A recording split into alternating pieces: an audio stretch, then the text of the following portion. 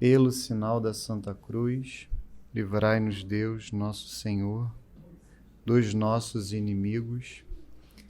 Em nome do Pai, do Filho e do Espírito Santo. Amém. Ave Maria, cheia de graça, o Senhor é convosco. Bendita sois vós entre as mulheres, bendito é o fruto do vosso ventre, Jesus.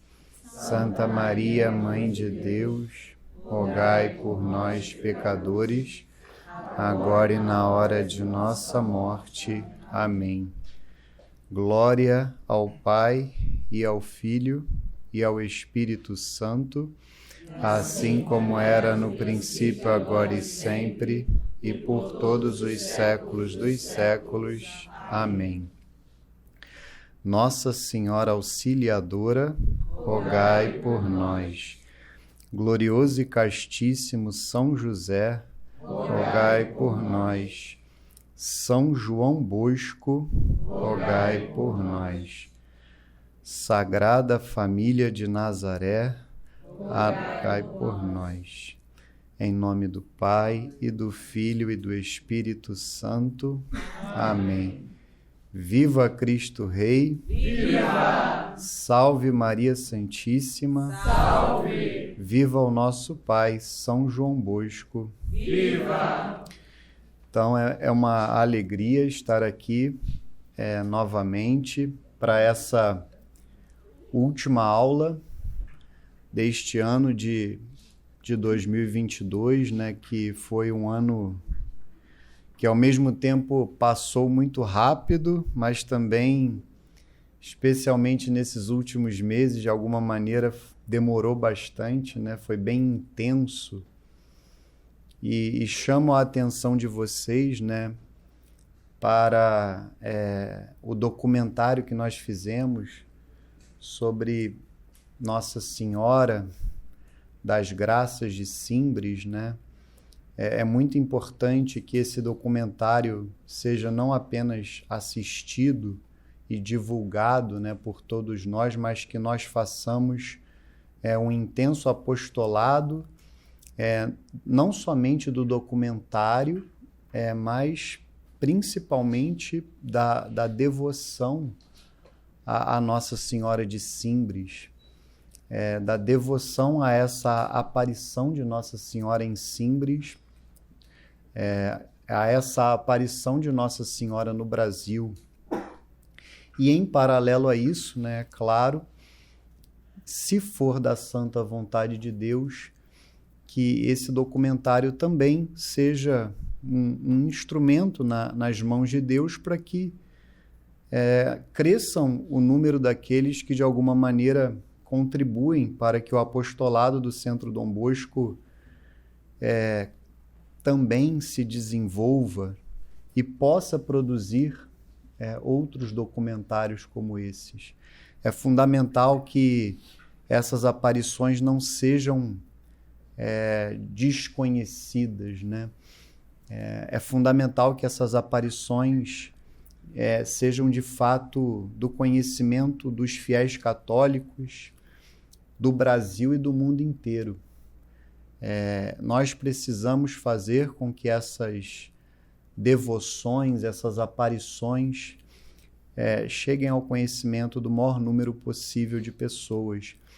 E por mais que eu vá tratar da aparição de Simbres nesta aula, talvez eu surpreenda um pouco vocês. Eu já tratei um pouco da aparição de Simbres nas minhas últimas aulas, mas a ideia é pegar apenas um dos elementos da aparição e desenvolvê-lo para tratar de um tema muito específico e um tema que me é muito caro nesse momento. É um tema até que eu preciso dizer que tratei no seminário que nós tivemos em Sete Lagoas. É uma aula, inclusive, muito semelhante à que eu dei em Sete Lagoas no último sábado. E ficou muito claro no meu coração que eu deveria dar esta aula aqui também, para que ela não ficasse circunscrita àquelas pessoas, mas que ela fosse, de alguma maneira, divulgada para todo o Brasil, né? Através do nosso canal no YouTube. E é uma aula que também passa, eu diria, por um testemunho meu, um testemunho que eu entendo que eu deveria dar. E hoje, quando eu terminava de finalizar a preparação dessa aula, ou desenvolvia um pouco melhor a aula que eu já tinha preparado e dado no último sábado, eu percebi que essa aula ela está em consonância com aquilo que eu dizia na minha penúltima aula que eu dei aqui no Centro Dom Bosco, quando eu falava da importância da vida interior, mais especificamente da oração e da penitência, como o motor do apostolado. O que eu falarei aqui hoje está em total consonância com isso. Eu tratarei aqui hoje de um outro motor do apostolado, de uma outra raiz do apostolado, que, a exemplo da vida interior, a exemplo da oração e da penitência, muitas vezes tem sido negligenciada pelas pessoas que se dedicam ao apostolado. E essa raiz é a família, é a vida familiar. E aí vem o conteúdo existencial da minha aula, o conteúdo de testemunho. Aí eu falarei, mesmo que brevemente, do meu testemunho ou talvez do meu contra-testemunho nessa matéria, mas também do meu testemunho, porque sempre há um caminho de volta, né? Sempre há o recomeço, sempre há a possibilidade de revermos determinadas coisas, né? E revisitarmos o ritmo das nossas vidas, o ritmo das nossas atividades apostólicas e qual é a dedicação efetiva que nós damos às nossas famílias. Então, a ideia aqui hoje é tratar efetivamente disso, de como efetivamente nós devemos dar atenção às nossas famílias e perceber que o nosso apostolado começa sempre na família, nas nossas vidas familiares. E é através do nosso apostolado com a nossa família que o apostolado, digamos, exterior deve necessariamente acontecer. O apostolado fora de casa não é que ele vai deixar de acontecer, muito pelo contrário, de forma alguma. Ele é fundamental, ele deve acontecer, mas ele jamais deve conflitar, ele jamais deve ser um impeditivo, algo que impeça a atenção devida ao principal dos apostolados, que é a atenção ao primeiro e o mais importante dos meus apostolados, que é a minha família. Então vejam que, claro, é uma aula muito voltada para aqueles que são chamados ao matrimônio, né? Que eu imagino que seja o caso da maioria daqueles que estão aqui, por mais que seja uma aula que será muito aproveitável e muito próspera para todos aqueles que compõem, e são todos, evidentemente, uma família, né?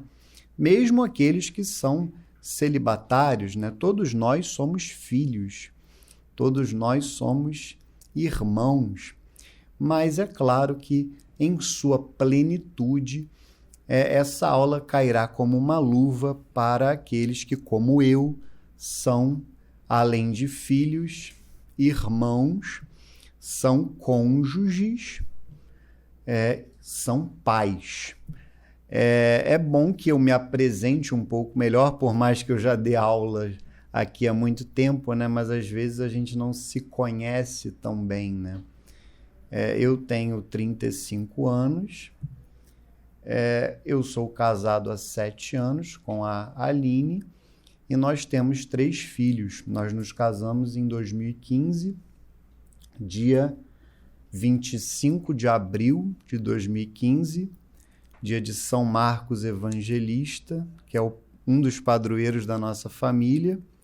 Nós temos 3 filhos, a Maria Inês, que nasceu no ano da fundação do Centro Dom Bosco, nasceu no dia de Santa Marta, 29 de julho de 2016. Maria Inês, a Santa Inês, inclusive, é uma outra padroeira da nossa família, porque nós nos casamos na Capela Santa Inês na Gávea. Por isso, inclusive, a nossa filha primeira se chama Maria Inês. Nosso segundo filho nasceu em 2018, em maio de 2018, João Francisco. E a nossa terceira filha tem 1 ano e meio, a Ana Cecília.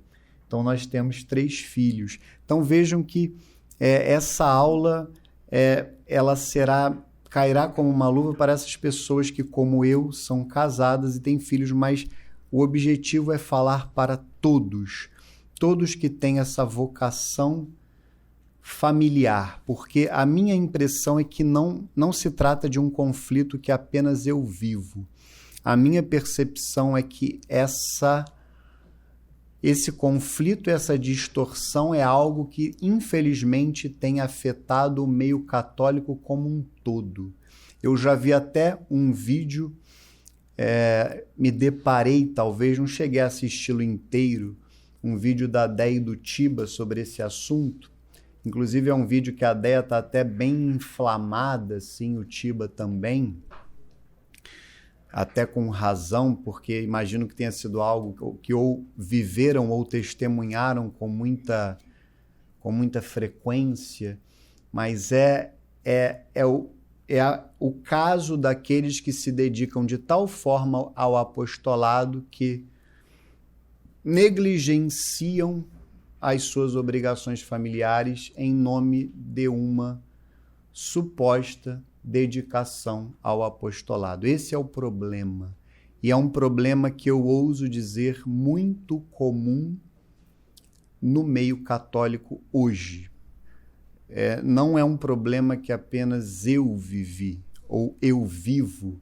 Graças a Deus já identifiquei o problema e tenho lutado para aplicar os remédios adequados. E graças a Deus com bons êxitos, mas o fato é que me parece ser um problema muito generalizado, né? Eu gosto sempre de dar alguns nomes, até engraçados, para dar uma leveza no ambiente, né? Mas é o fenômeno que a gente poderia dizer do rato de sacristia, né? Que não é apenas um fenômeno da paróquia, né? Hoje eu poderia até ampliar isso, as paróquias estão em crise, né? Muitos fiéis fogem da paróquia, mas às vezes é o rato do apostolado, né? Ou hoje até em momentos de manifestação a gente pode dizer até do rato de quartel, né? A pessoa que está sempre no quartel, mas nunca está em casa com a família, né? Cada um sabe de si, eu não vou julgar ninguém, eu sei de mim. Eu sei que eu não posso ser um rato de sacristia, estar o dia inteiro na paróquia. Eu não posso ser um rato de apostolado, estar o dia inteiro no Centro Dom Bosco. Eu não posso ser um rato de quartel, estar o dia inteiro na Central do Brasil. Cada um sabe de si. Cada um deve fazer o seu discernimento pessoal.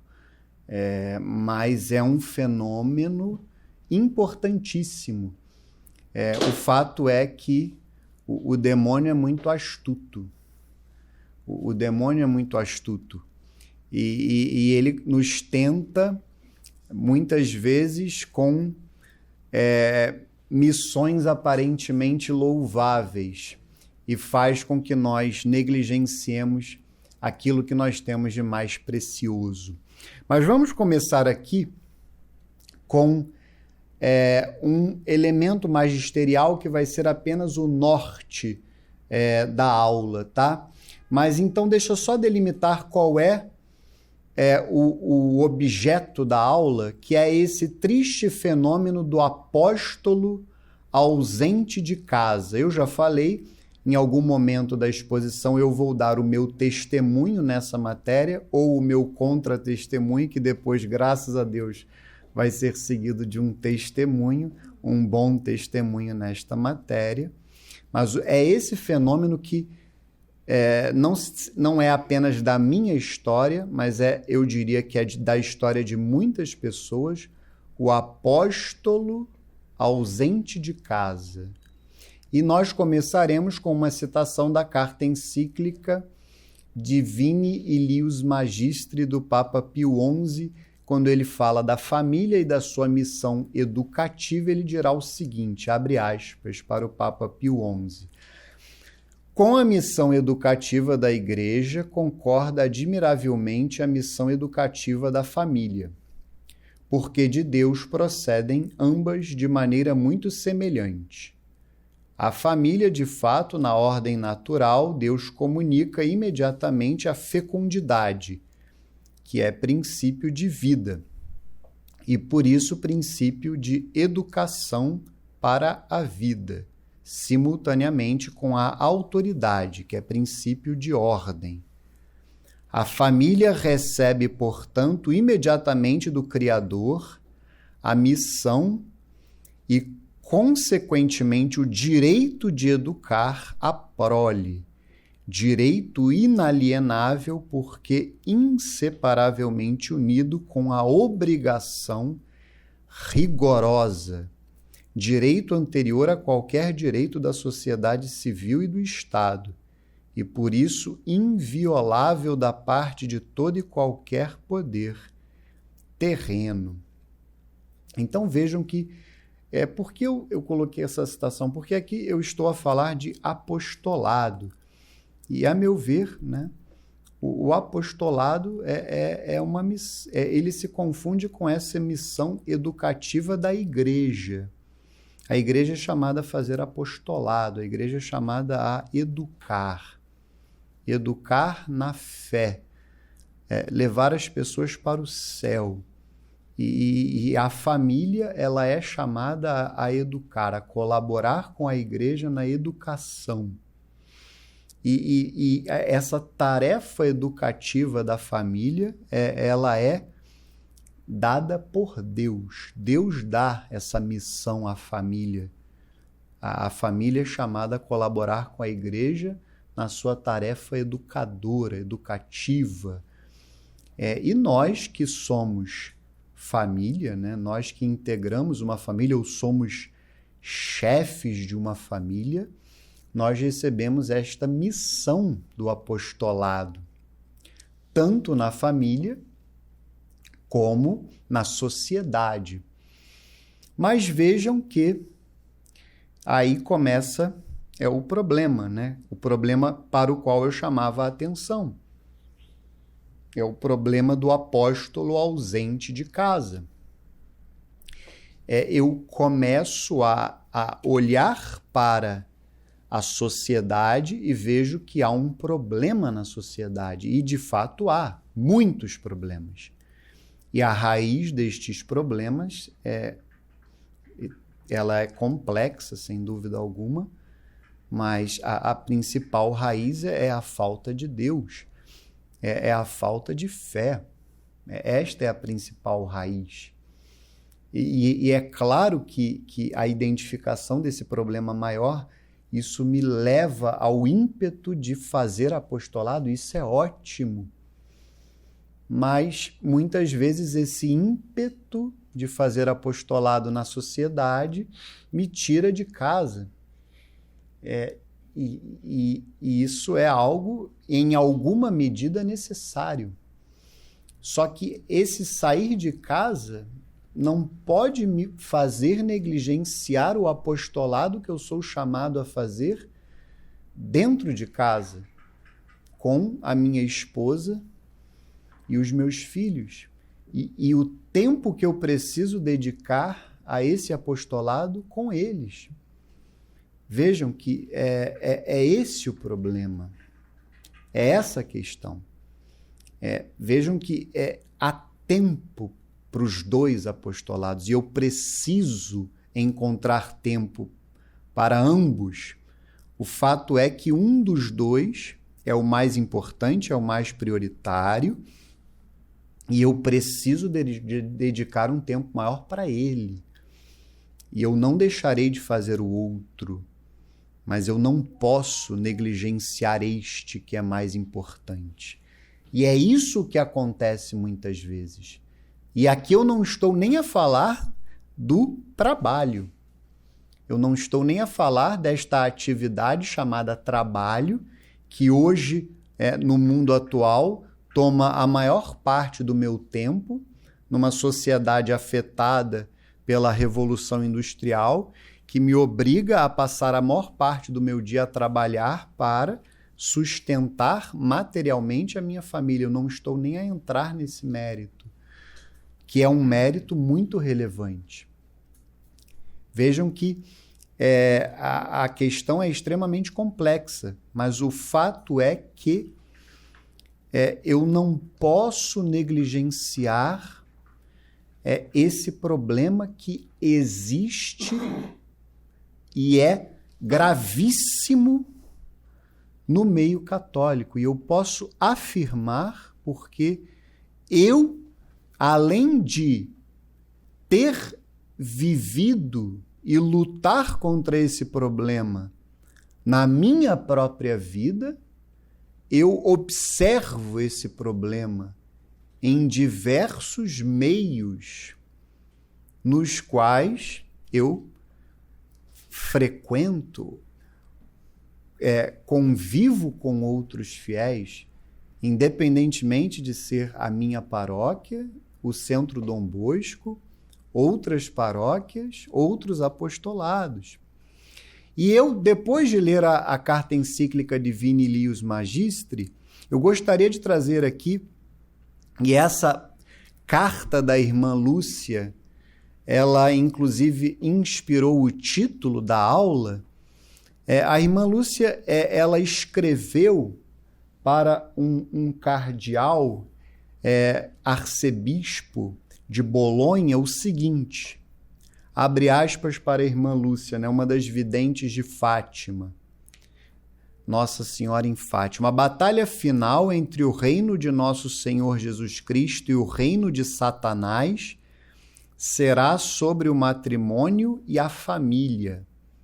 Fecha aspas. Carta enviada ao cardeal Carlo Caffarra, arcebispo de Bolonha, durante o pontificado de João Paulo II. Ela advertiu também sobre os ataques demoníacos que vão confrontar quem defender essas duas instituições naturais. A batalha final, repito, entre o reino de nosso Senhor Jesus Cristo e o reino de Satanás será sobre o matrimônio e a família. E eu chamo a atenção novamente para esse ponto, que não foi a frase propriamente da irmã Lúcia, mas essa observação que está: os ataques demoníacos que vão confrontar quem defender essas duas instituições naturais. E aí é que eu volto a dizer, a astúcia do demônio. É evidente que é importantíssimo que atuemos nas realidades que aqui eu chamarei de macro. O que são as realidades macro? É fundamental que eu vá, por exemplo, na Câmara Municipal, na Assembleia Legislativa do Rio de Janeiro, ou mesmo no Congresso Nacional, lutar contra a aprovação da ideologia de gênero. É fundamental que alguns de nós se candidatem a determinado cargo para evitar que uma lei seja aprovada. Tudo isso é importantíssimo, mas nada disso é tão importante quanto a nossa presença efetiva na vida das nossas famílias, para que nós possamos concretamente educar os nossos filhos e estarmos presentes, não apenas na vida dos nossos filhos, com os nossos cônjuges, E é isso que tem acontecido concretamente, e é isso que o demônio tem feito sutilmente. Esses são os ataques demoníacos, muitas vezes, aos quais esta matéria, da qual eu extraí essa citação da irmã Lúcia, se refere. O sujeito se dedica de tal maneira a esse apostolado a favor da vida, da família, do matrimônio, que seja, e ele fica tanto tempo fora de casa que a sua família fica abandonada, que os seus filhos nem o veem. E assim, eu posso dar assim, um exemplo simples para vocês, e não de um exemplo do que é ruim, mas um exemplo bom. Um exemplo da minha vida na semana passada. Um exemplo simples, banal. Que eu tive uma viagem na semana passada de trabalho, que não foi nem de apostolado, que durou 3 dias. Calhou de ter essa viagem. E aí teve uma viagem de apostolado, seguida dessa viagem de 3 dias, que foi a do seminário de 7 Lagoas. E acabou que se tornou uma viagem de 4 dias.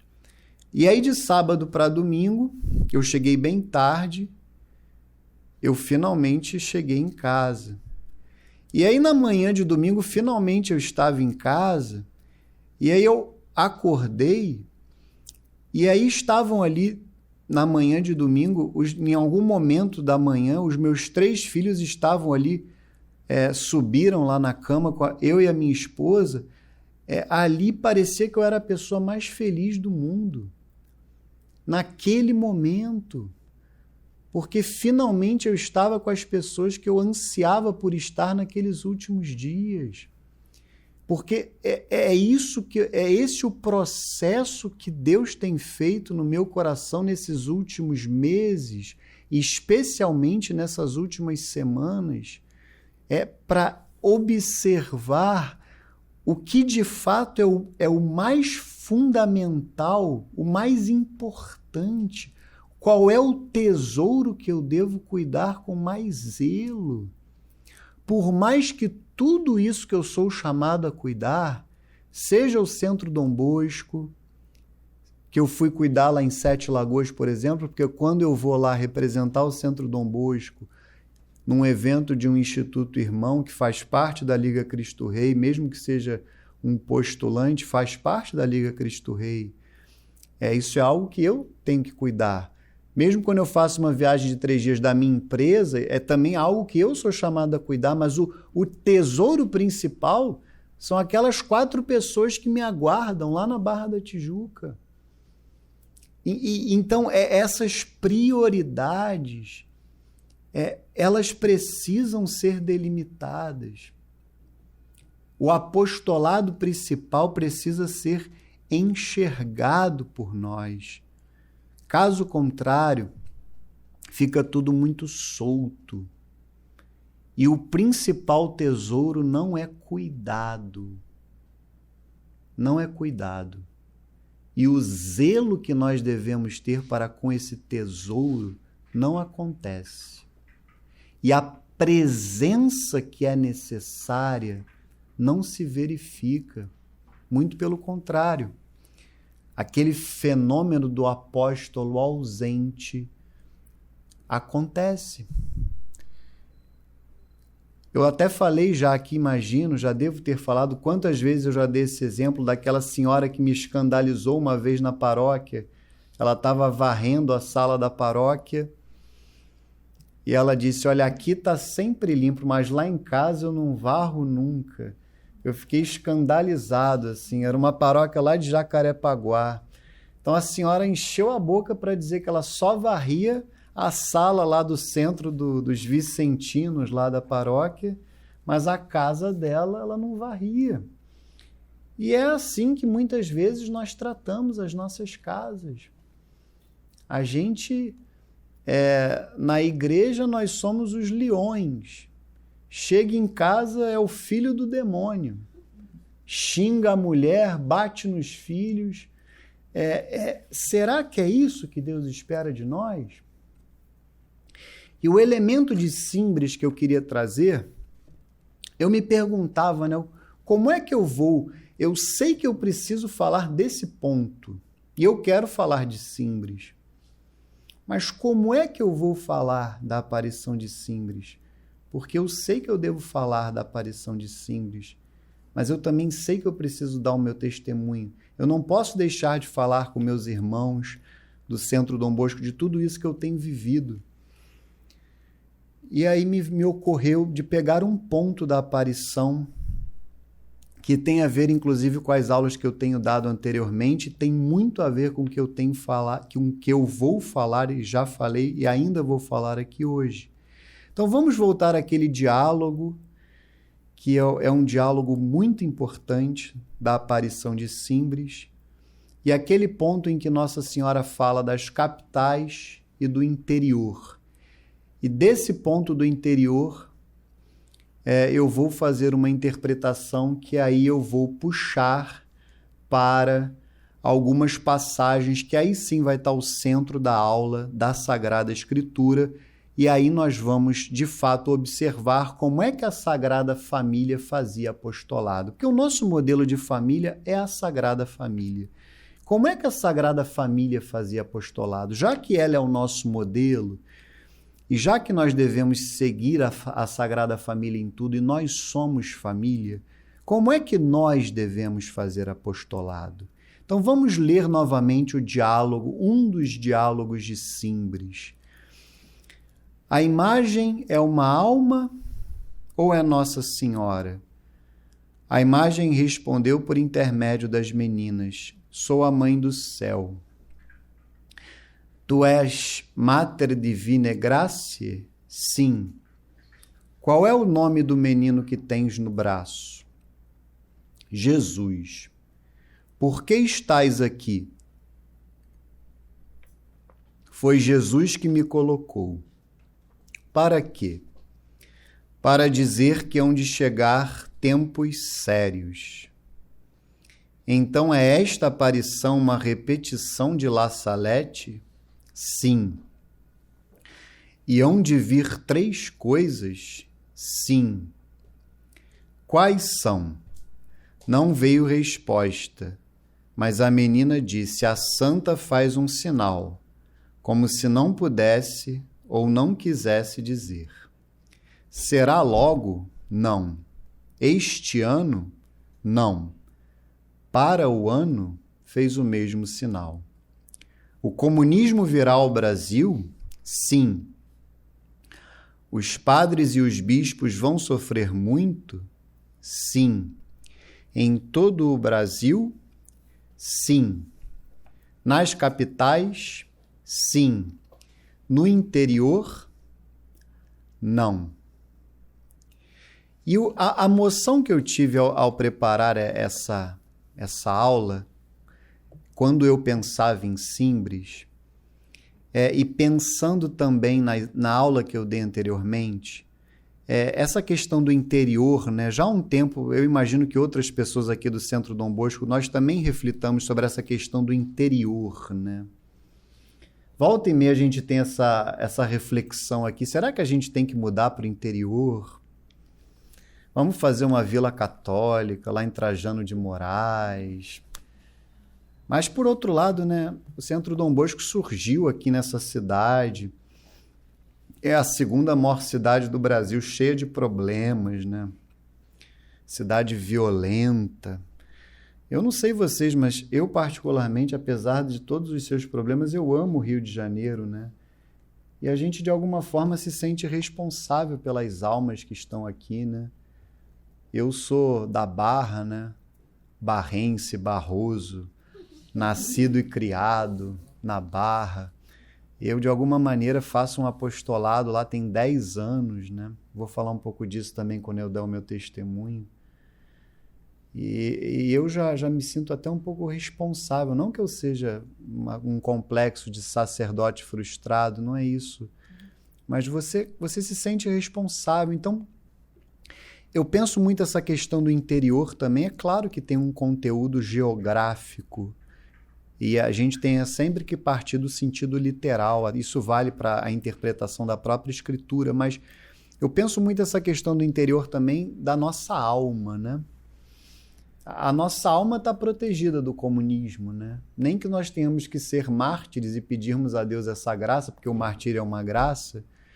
O interior que está protegido também é a nossa alma. O Lula, ou melhor, o servo de Satanás, ele não pode entrar aqui, né? A não ser que nós fraquejemos, claudiquemos.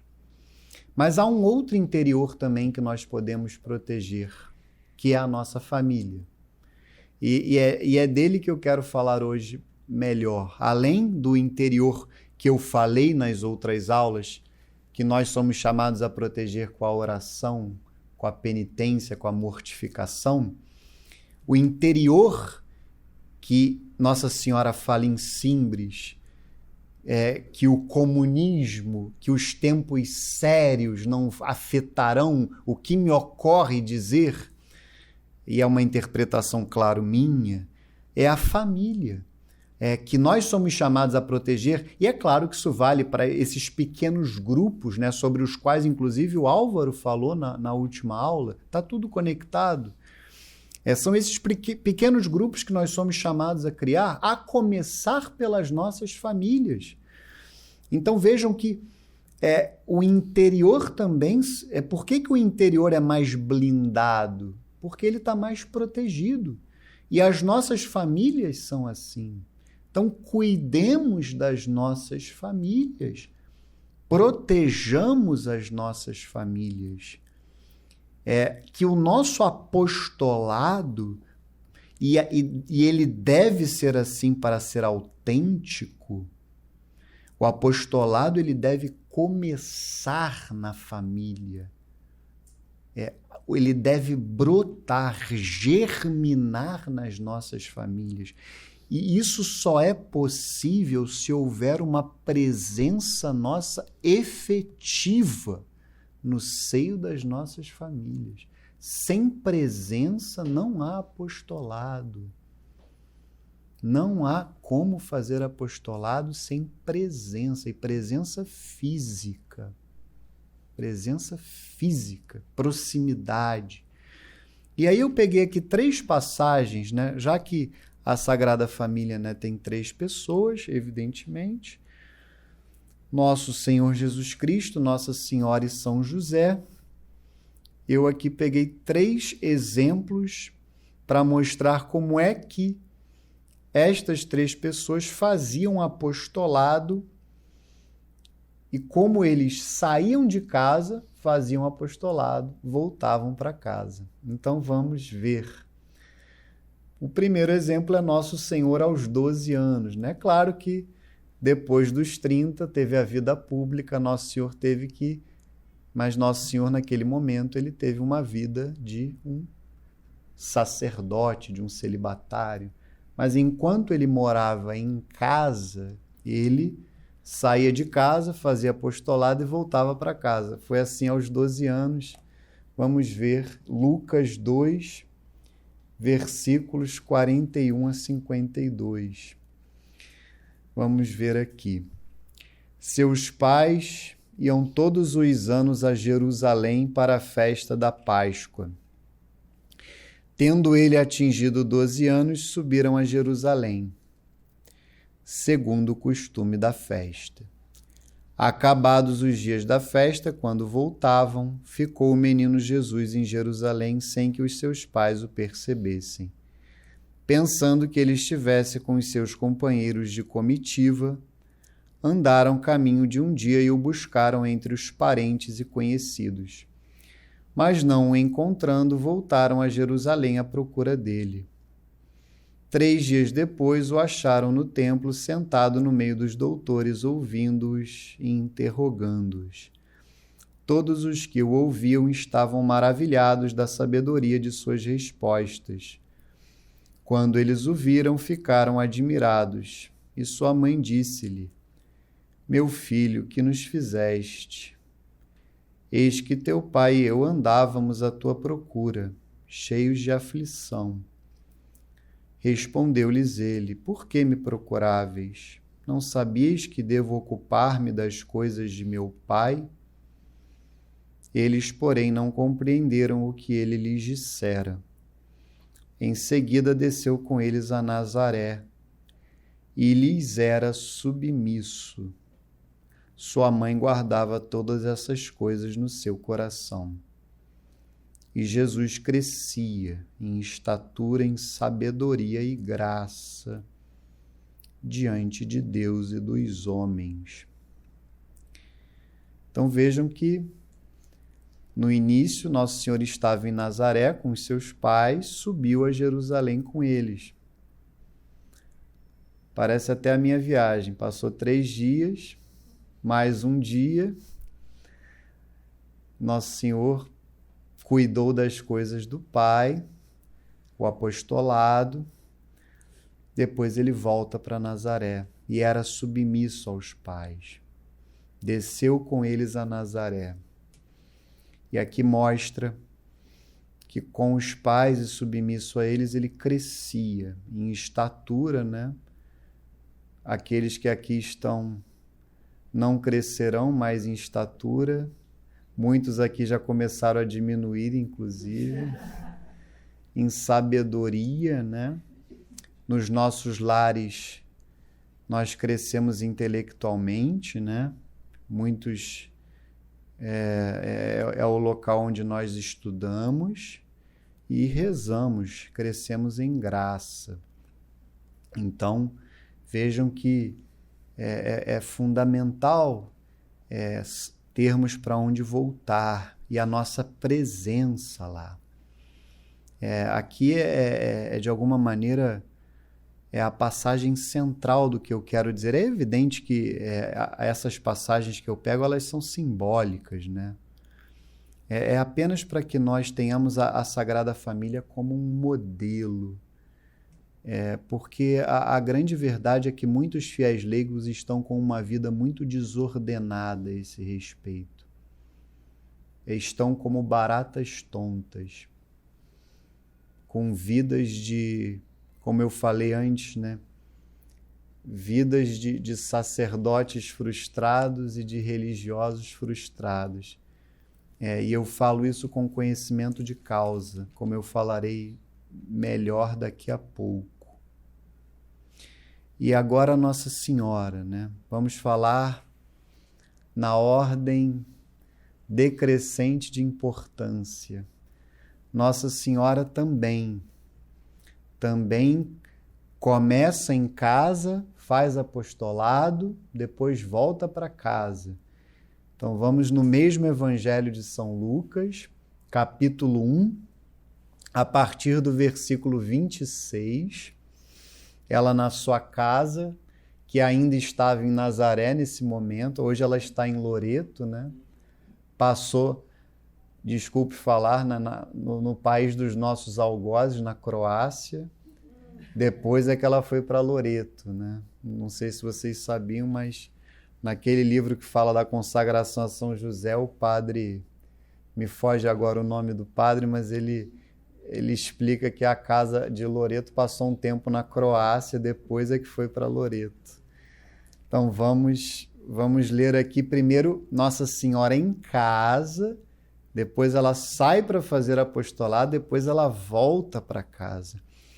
No 6º mês, o anjo Gabriel foi enviado por Deus a uma cidade da Galiléia chamada Nazaré, a uma virgem desposada com um homem que se chamava José da casa de Davi. O nome da virgem era Maria.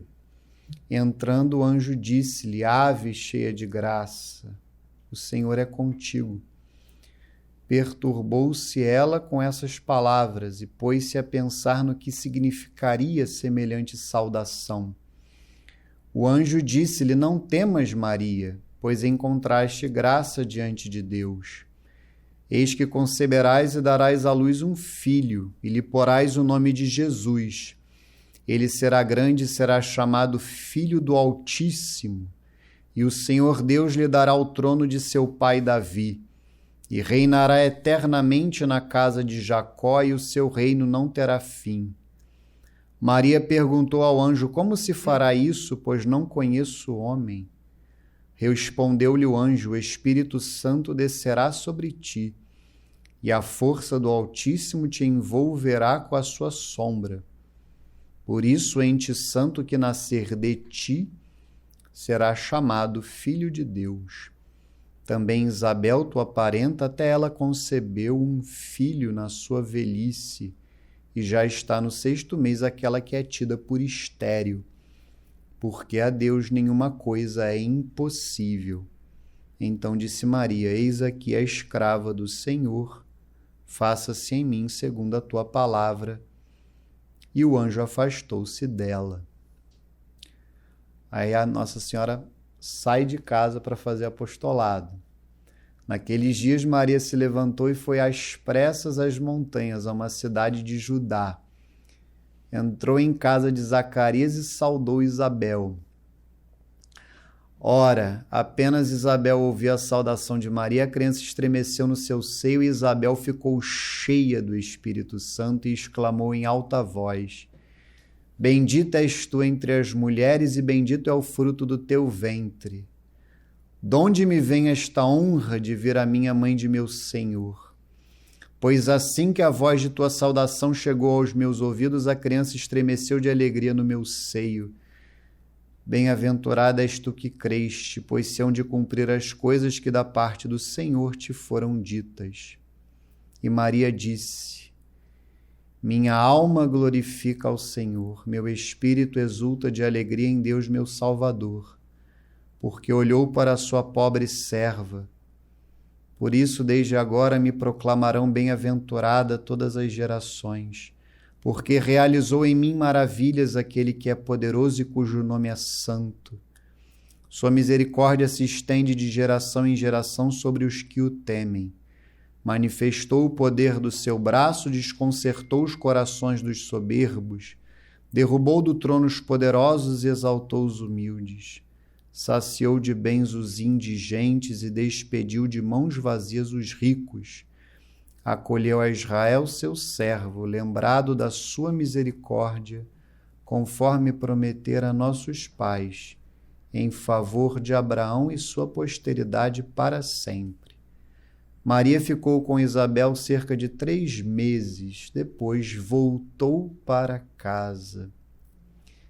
É muito interessante, muito provavelmente acompanhada por São José. O apostolado de Nossa Senhora já durou um pouquinho mais do que o de Nosso Senhor. Nosso Senhor foi de 3 dias.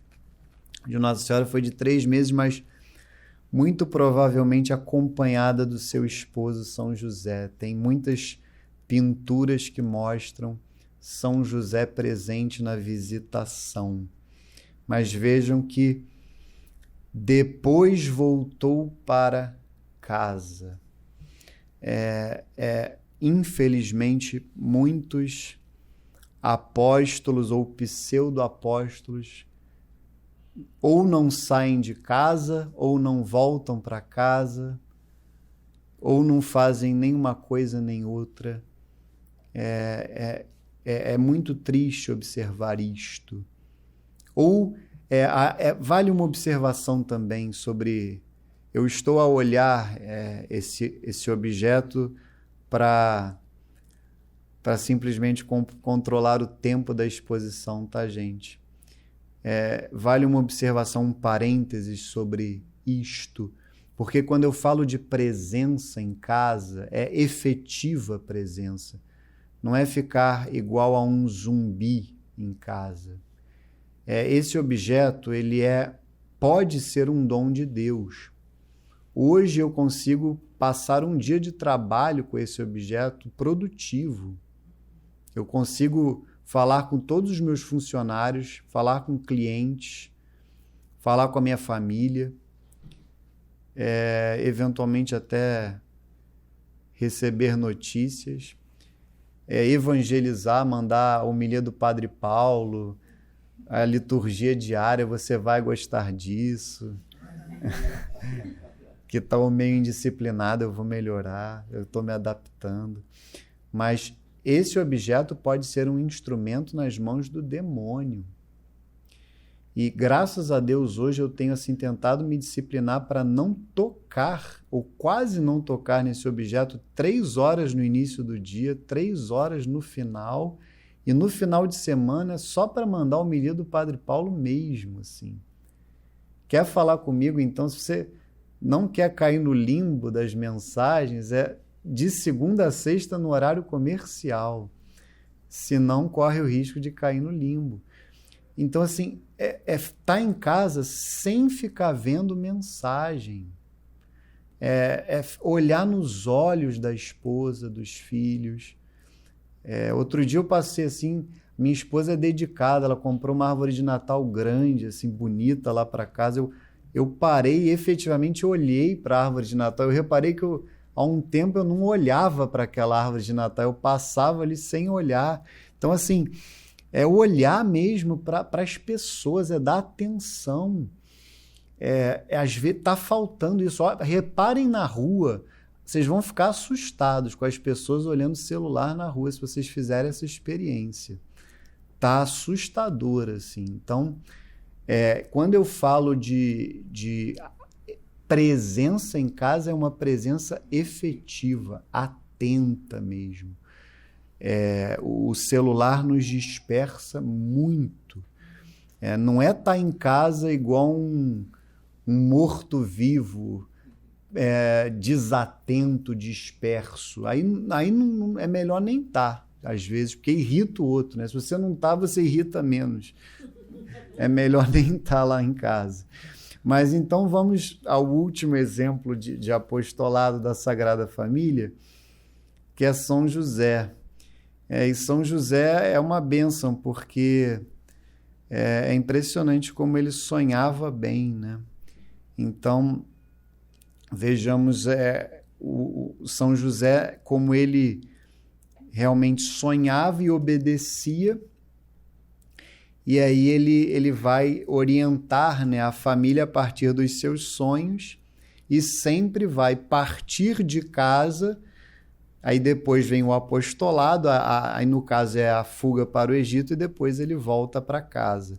No caso é Mateus 2, a partir do versículo 13.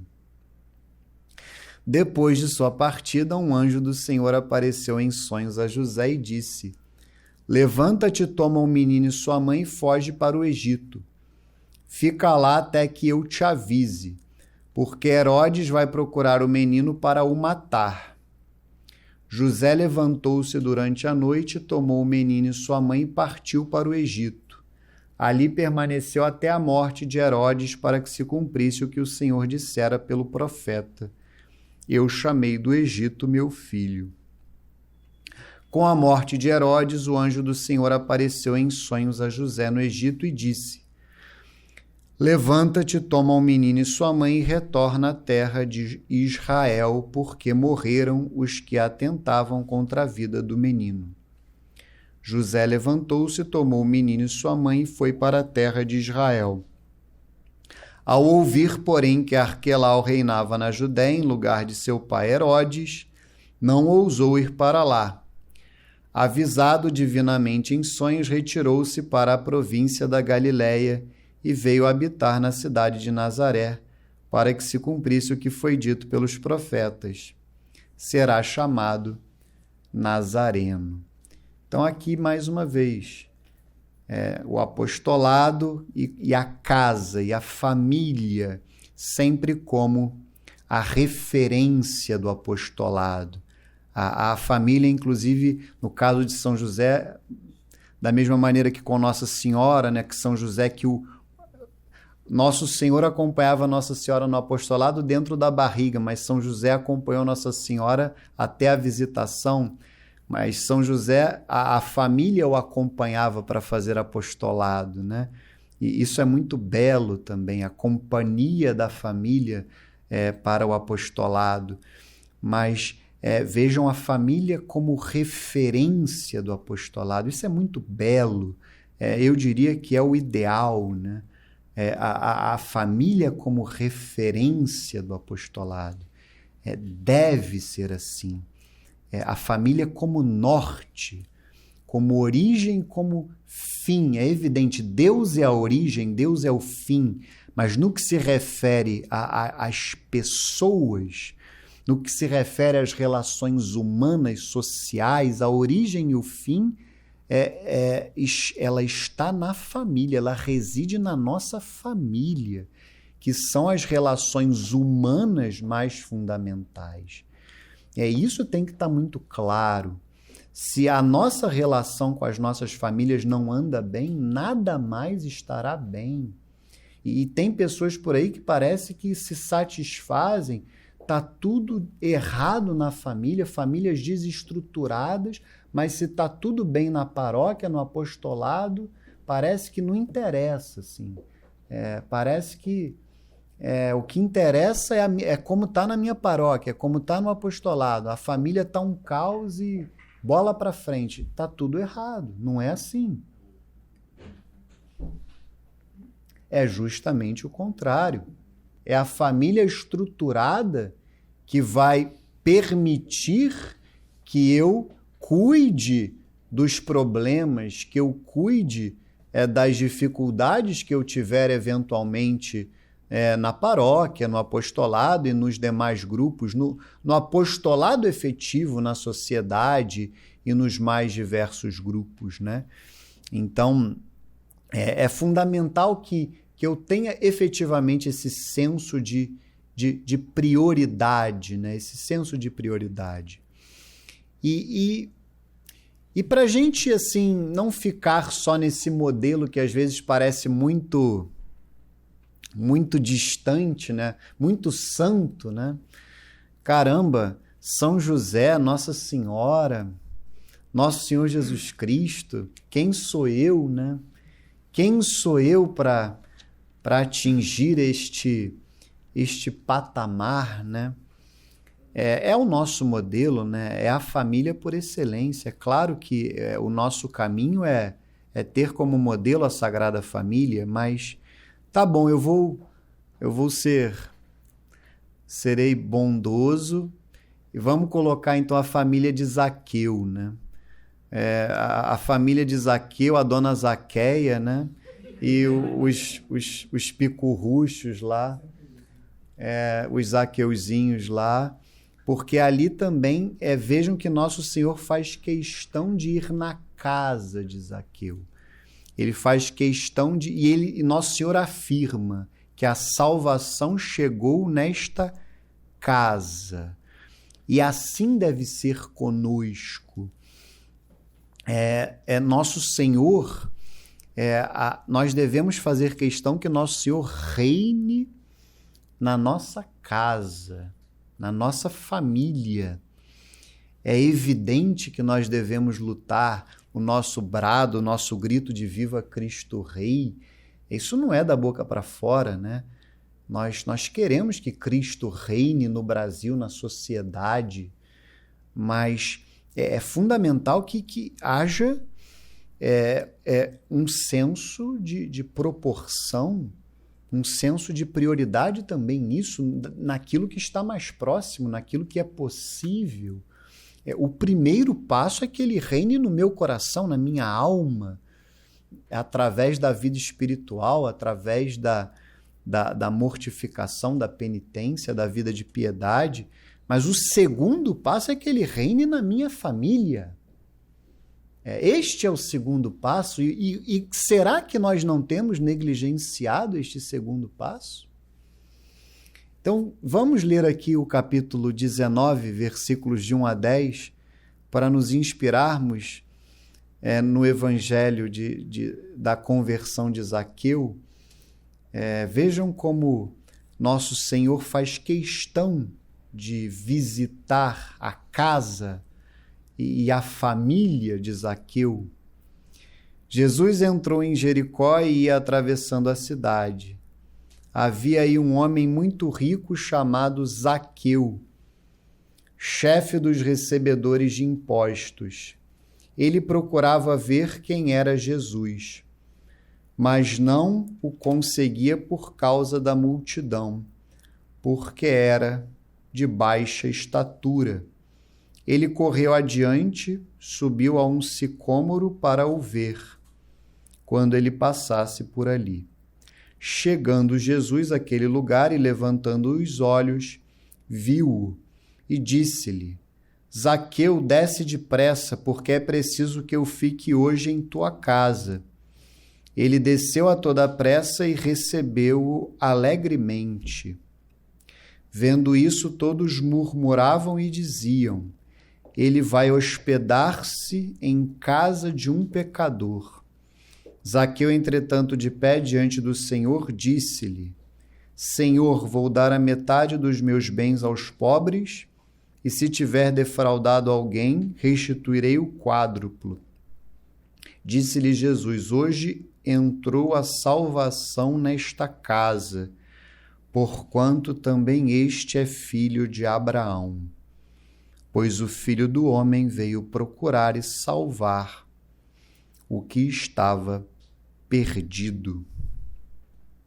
Então, é isto que nós devemos fazer.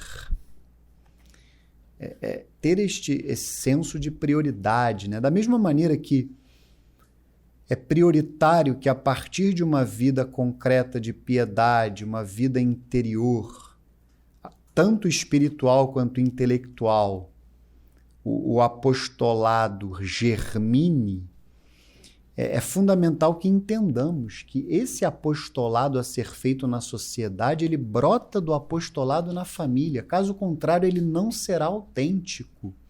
É esse o ponto. Não será autêntico. As minhas relações na sociedade, elas são secundárias no que se refere às minhas relações familiares.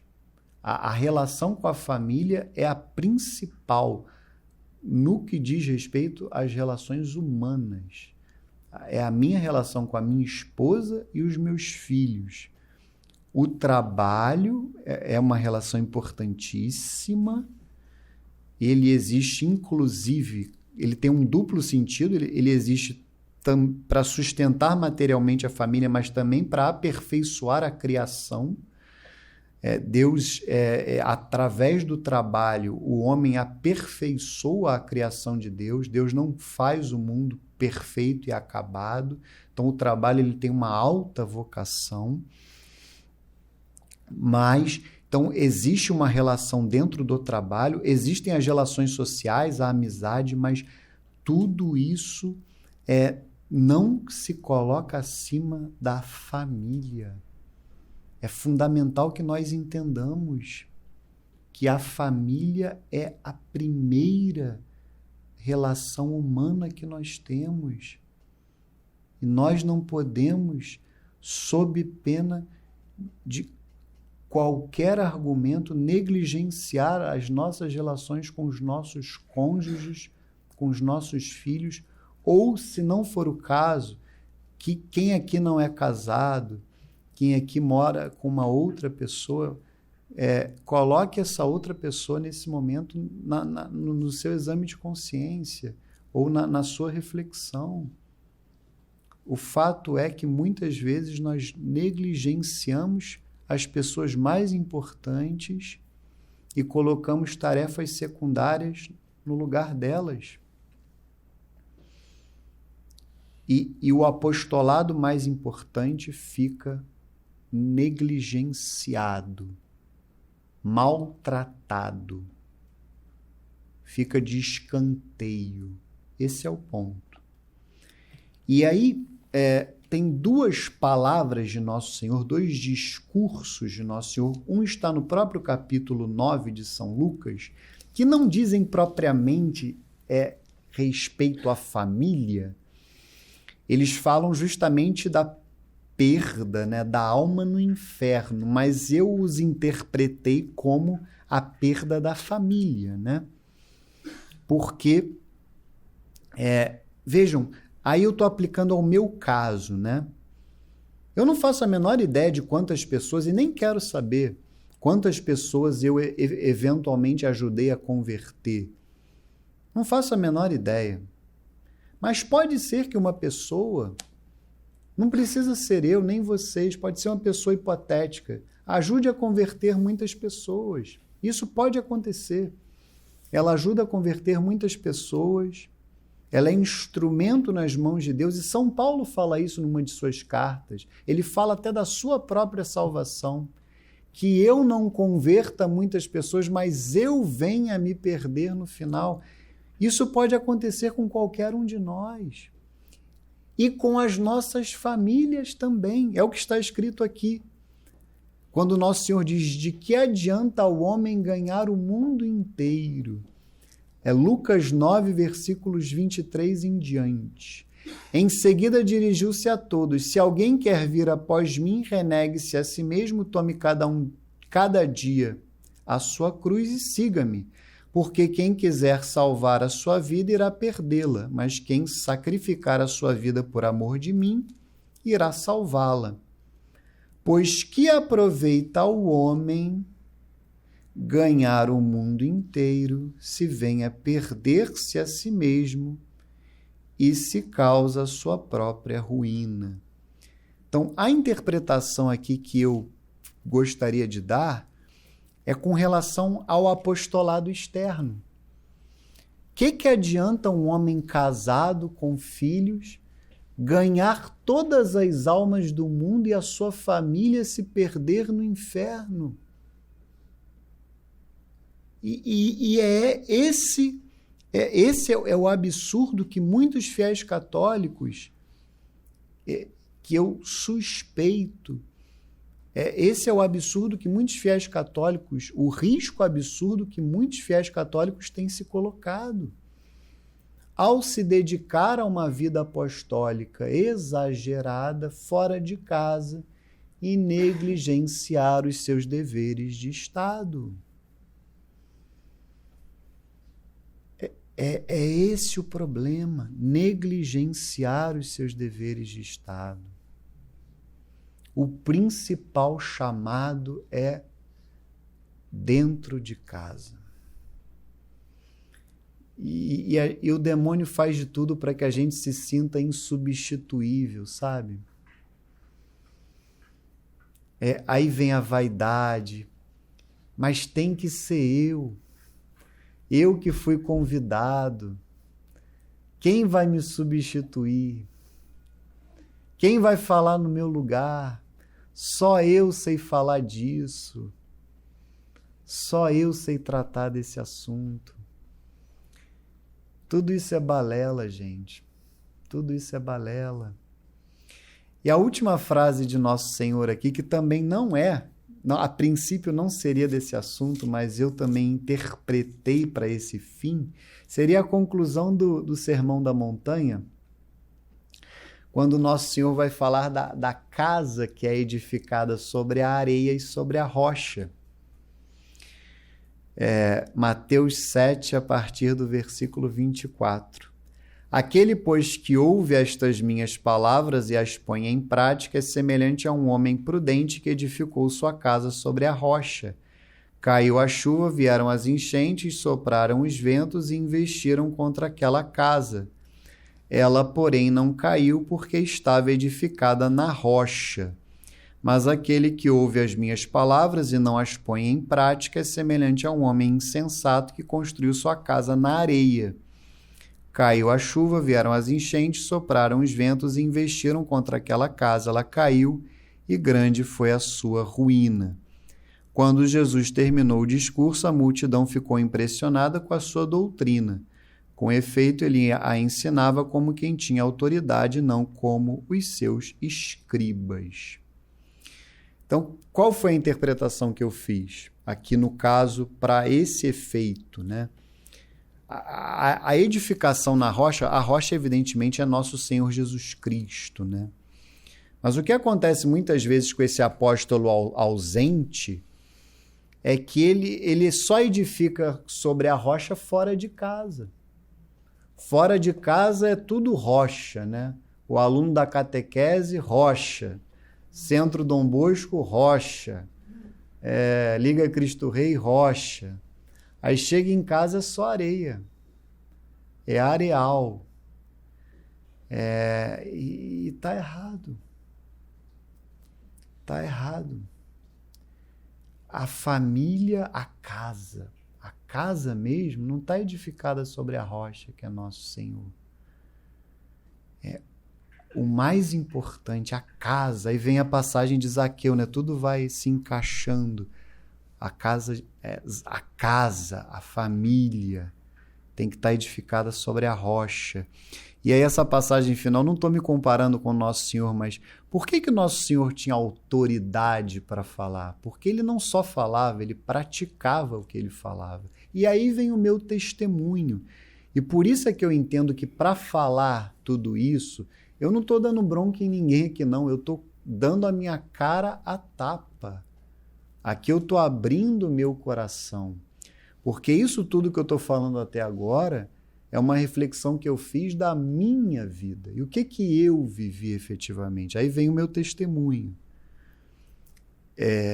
Eu me converti em 2009, com 22 anos. Eu estou com 35, como eu falei no início da aula. Eu me converti, até faço uma menção honrosa, né? A Rosália até me mandou uma mensagem. O pessoal é muito chatinho, né? Centro Dom Bosco não vai falar nada da morte do Monsenhor Jonas Abib. Não foi ela que mandou, foram pessoas que foram reclamar para ela, né? Agora vai falar. Faço uma menção honrosa aqui. O Monsenhor Jonas Abib faleceu na última segunda-feira, né? Na segunda-feira da semana passada, né?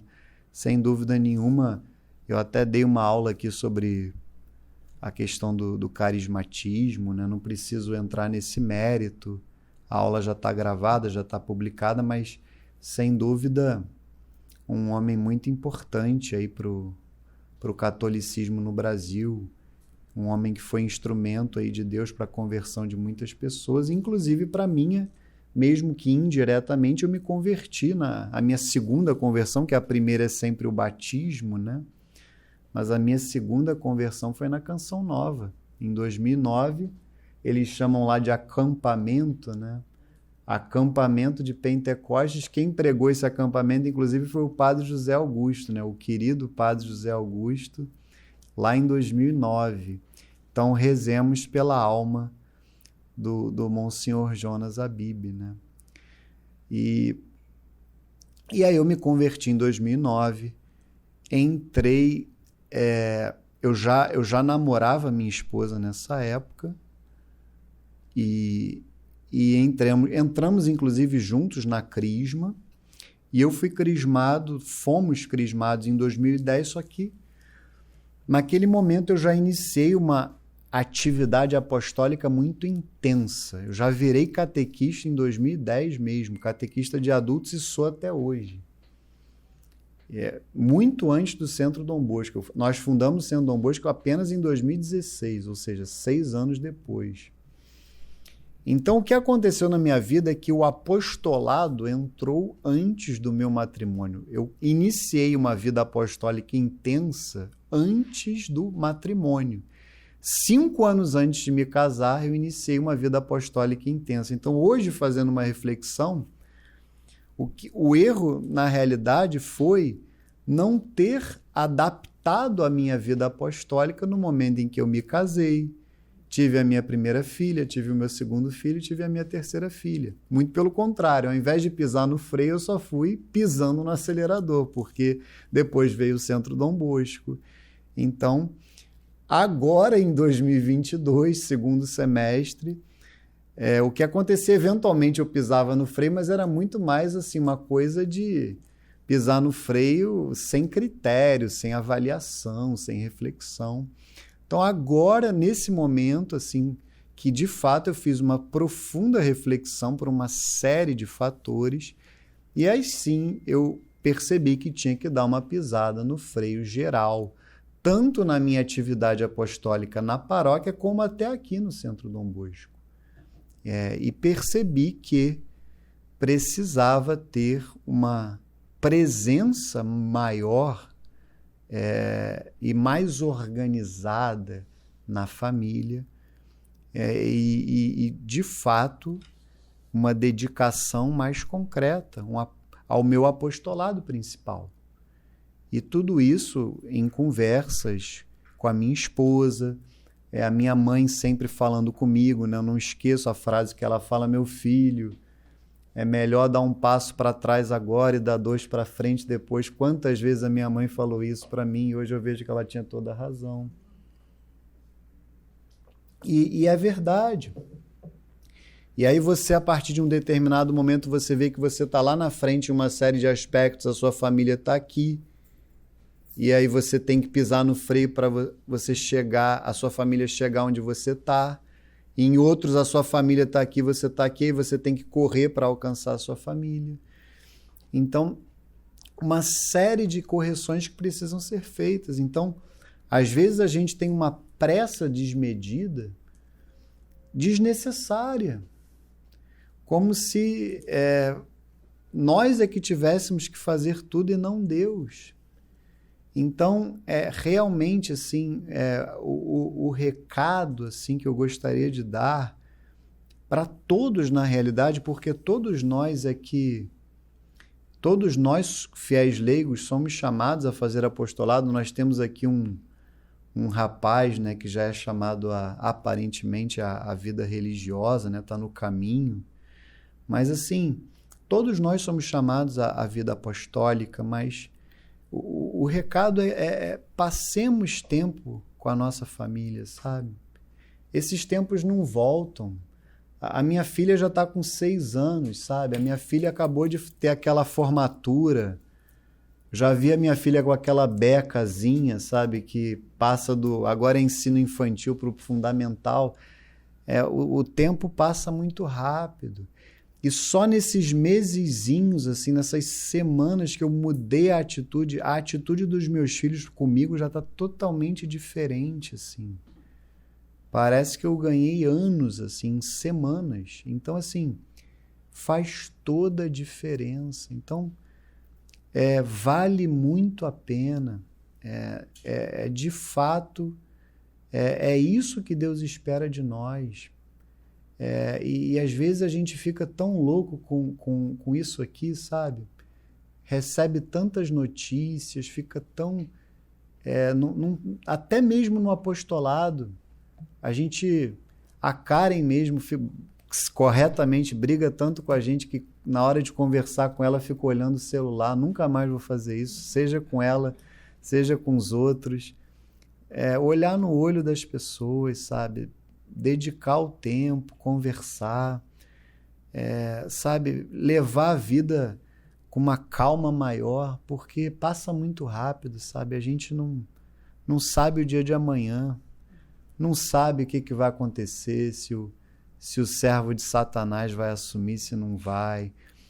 O Lucas até me orientou a que vocês rezassem, porque pode ser que amanhã ou depois algo aconteça. A gente não sabe se a cobra vai fumar, se a onça vai beber água. Tem gente que acha aquilo, tem gente que acha isso. Mas o fato é que, sabe, vamos dedicar o máximo de tempo que a gente puder ao nosso apostolado familiar. Era isso que eu queria deixar de recado, assim, a partir do meu contra-testemunho, mas que no final é um testemunho, assim, porque eu consegui, graças a Deus, assim, virar essa chave. E eu fico muito feliz que eu vou conseguir bater o meu recorde, ó. Menos de 1h30 de aula, eu vou terminar com 2 passagens do Antigo Testamento. Uma delas é do livro de Josué, aquela passagem final conhecida: eu e minha casa serviremos ao Senhor. Que a gente possa dizer isso de verdade, sabe? Eu e minha casa serviremos ao Senhor. Então é Josué, capítulo 24. Eu selecionei essa passagem porque é uma passagem muito bela e às vezes a gente de fato serve a Deus sozinho e a nossa família fica lá atrás, e não deve ser assim. Então vamos lá. Josué 24, eu vou ler os primeiros versículos, mas depois vou encerrar com os versículos 13 a 15. Vou ler o primeiro e o segundo, e depois vou ler os versículos 13 a 15. Josué convocou a Siquém todas as tribos de Israel, seus anciãos, seus chefes, seus juízes e seus oficiais. Eles apresentaram-se diante de Deus. E Josué disse a todo o povo: Eis o que diz o Senhor, Deus de Israel. Outrora vossos ancestrais, Taré, pai de Abraão e de Nacor, habitavam além do rio e serviam a deuses estrangeiros. Dei-vos uma terra que não lavrastes, cidades que não construístes, onde agora habitais, vinhas e oliveiras que não plantastes, das quais comeis agora os frutos. Agora, pois, temei o Senhor e servi-o com toda retidão e fidelidade. Tirai os deuses que serviram vossos pais além do rio e no Egito e servi o Senhor. Porém, se vos desagrada servir o Senhor, escolhei hoje a quem quereis servir. Se aos deuses a quem serviram os vossos pais além do rio, se aos deuses dos amorreus em cuja terra habitais. Porque, quanto a mim, eu e minha casa, serviremos o Senhor. Então, que nós possamos, de fato, dizer, eu e minha família serviremos o Senhor. Que nós possamos, de fato, dizer, passar tempo com as nossas famílias.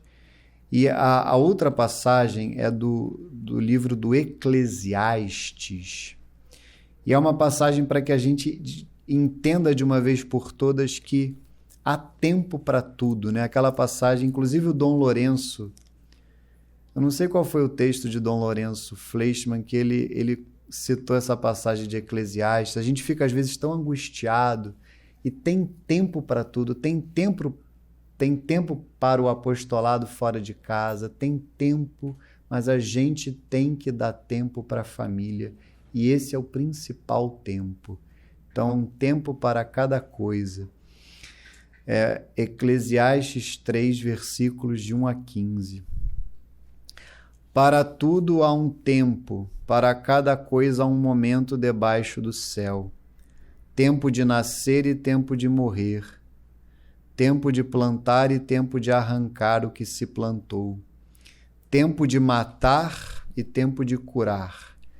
Tempo de demolir e tempo de construir. Tempo de chorar e tempo de rir. Tempo de gemer e tempo de dançar. Tempo de atirar pedras e tempo de ajuntá-las. Tempo de abraçar e tempo de apartar-se. Tempo de procurar e tempo de perder-se. Tempo de guardar e tempo de jogar fora. Tempo de rasgar e tempo de costurar. Tempo de calar e tempo de falar. Tempo de amar e tempo de odiar. Tempo de guerra e tempo de paz. Que proveito tira o trabalhador de sua obra? Viu o trabalho que Deus impôs aos homens para que nele se ocupassem. As coisas que Deus fez são boas a seu tempo. Ele pôs, além disso, no seu coração a adoração inteira, sem que ninguém possa compreender a obra divina de um extremo ao outro. Assim concluí que nada é melhor para o homem do que alegrar-se e procurar o bem-estar durante sua vida. Igualmente é dom de Deus que todos possam comer, beber e gozar do fruto de seu trabalho. Reconheci que tudo que Deus faz dura para sempre, sem que se possa juntar nada, nem nada suprimir. Deus procede dessa maneira para ser temido. Aquilo que é já existia, e aquilo que há de ser já existiu. Deus chama de novo o que passou. Como eu estou com tempo, por falar em tempo, que as minhas aulas duram 2 horas normalmente, eu sei que tem um salmo que fala sobre a família. Vamos ver se eu vou conseguir achar. Não, mas não é aquele do casamento, não. Não, é o 126. E a gente vai encerrar com ele fazendo essa oração, e aí eu já rezo a Ave Maria. Se o Senhor não edificar a casa, em vão trabalham os que a constroem. Se o Senhor não guardar a cidade, debalde vigiam as sentinelas.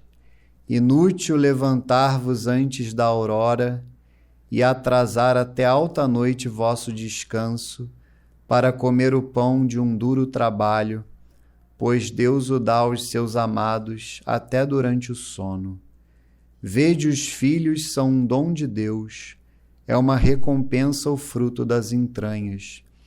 Tais como as flechas nas mãos do guerreiro, assim são os filhos gerados na juventude. Feliz o homem que assim encheu sua aljava, não será confundido quando defender a sua causa contra seus inimigos à porta da cidade. Em nome do Pai, do Filho e do Espírito Santo. Amém. Ave Maria, cheia de graça, o Senhor é convosco. Bendita sois vós entre as mulheres, bendito é o fruto do vosso ventre, Jesus.